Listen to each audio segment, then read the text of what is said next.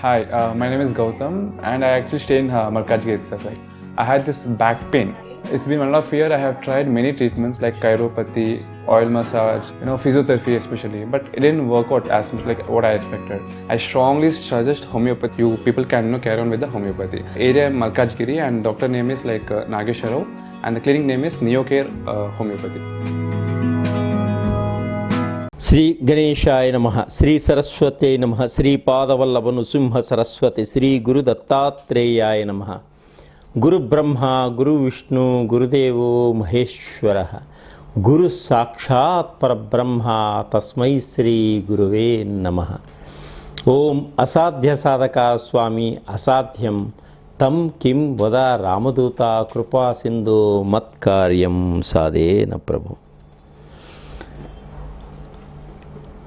ప్రపంచంలో గురువు లేనిది ఈ ప్రపంచమే లేదు. అజ్ఞానంలో ఉన్నవాడికి జ్ఞానాన్ని ప్రసాదించేవాడు గురువు.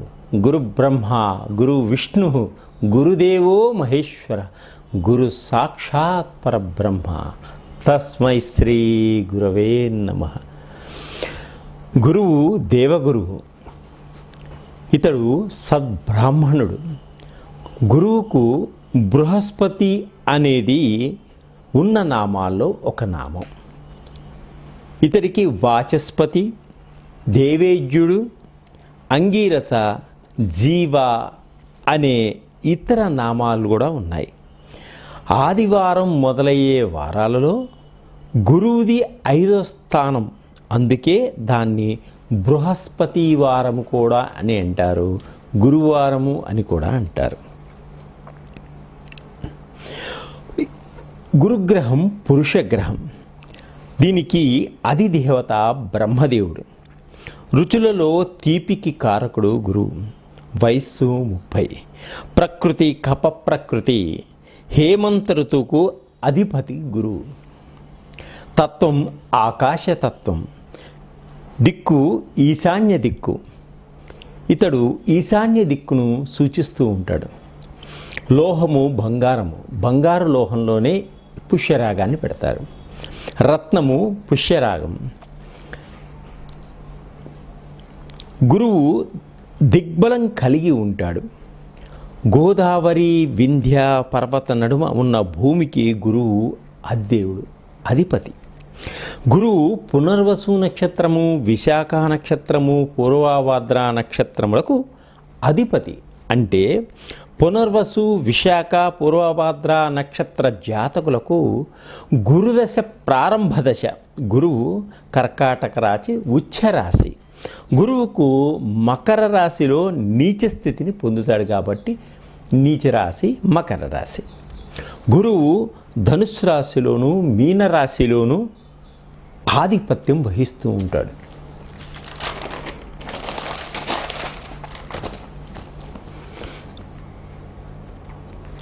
గురువుకు మిత్రులు రవిగ్రహము, చంద్రగ్రహము, కుజగ్రహములు. అలాగే శత్రుగ్రహములు బుధగ్రహము, శుక్రుడు, సముడు, శనీశ్వరుడు. గురువు 16 సంవత్సరములు ఉంటాడు. గురువు 16 సంవత్సరములు ఉంటాడు దశలో. స్వభావం మృదు స్వభావం. సత్వగుణం సత్వగుణం శుభగ్రహం గురువుది. జీవులు, ద్విపాదులు. స్థానం ధనాగారం. ఆత్మాధికారకత్వం, జ్ఞానము, ధాతువు, కొవ్వు, కుటుంబ సభ్యులు, పుత్రుడు, గృహ, దిగ్బంధం తూర్పు, వర్ణము పసుపు. రాశి ఉండే కాల సంవత్సరం 1 సంవత్సర కాలం ఉంటాడు. సమిద రావి, మూలిక రావి, అరటి వేరు. గోత్రం అంగీరస. వేదము ఋగ్వేదము. అవతారము వామనుడు. ఈ గురుగ్రహానికి మూలమంత్రం ఓం గ్రాం గ్రీం గ్రౌం ఐం సహ బృహస్పతి నమః. ఓం గ్రాం గ్రీం గ్రౌం ఐం సహ బృహస్పతి నమః. ఇది బృహస్పతి మంత్రం.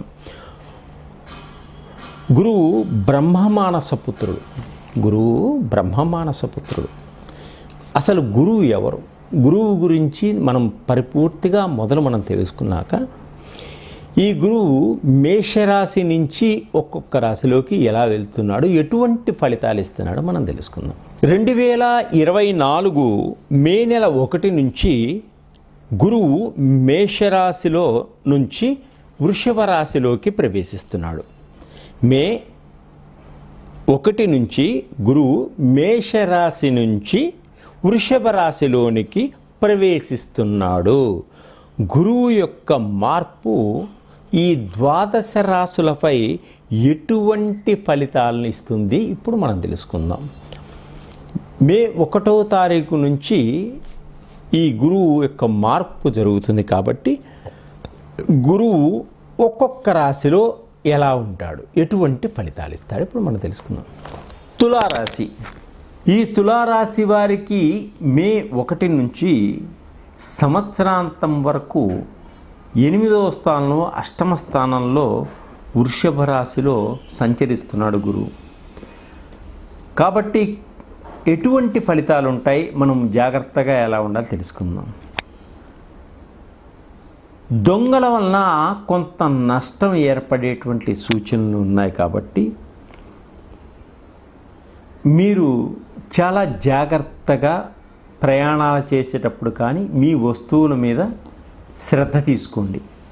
అలాగనే మీరు ప్రయాణాలు వెళ్ళేటప్పుడు మీ ఇంటికి సంబంధించినటువంటి తాళాలు జాగ్రత్తగా వేసామా లేదా అని 1కి 10 సార్లు చూసుకోండి.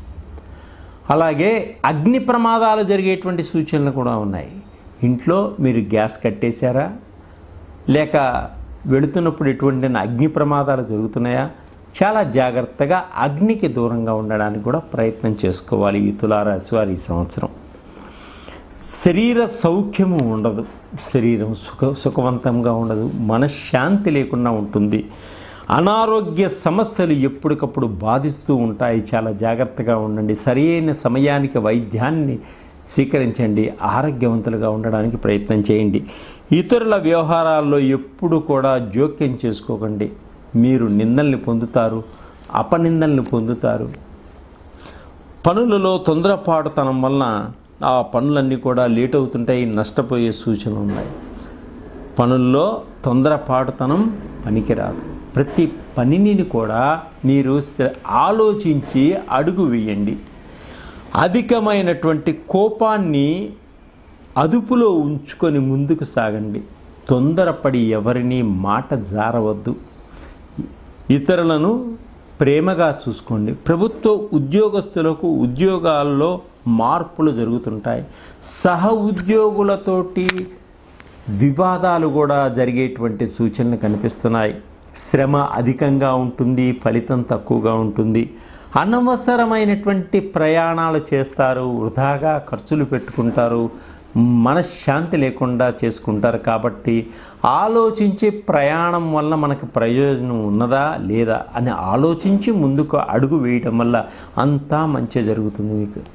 ఇంకా మీరు అధికమైనటువంటి ఫలితాలు పొందాలి అంటే గురువు యొక్క పరిహారాలు చేసుకోవడం వల్ల, గురువు అనుగ్రహాన్ని పొందడం వల్ల ఆర్థిక పరంగా, మనశ్శాంతి పరంగా ముందుకు సాగుతారు.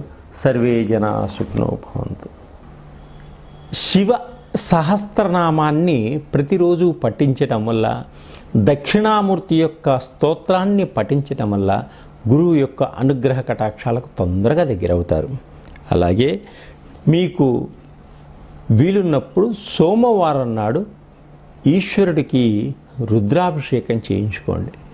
ఇంకా ఎక్కువ కష్టాలు, ఇబ్బందులు ఉన్నప్పుడు నమక చెమకాలతోటి మాస శివరాత్రి నాడు శివుడికి అభిషేకం చేయించుకోవడం వల్ల మీకు ఉన్నటువంటి కష్టాలన్నీ త్వరగా తొలగిపోతాయి.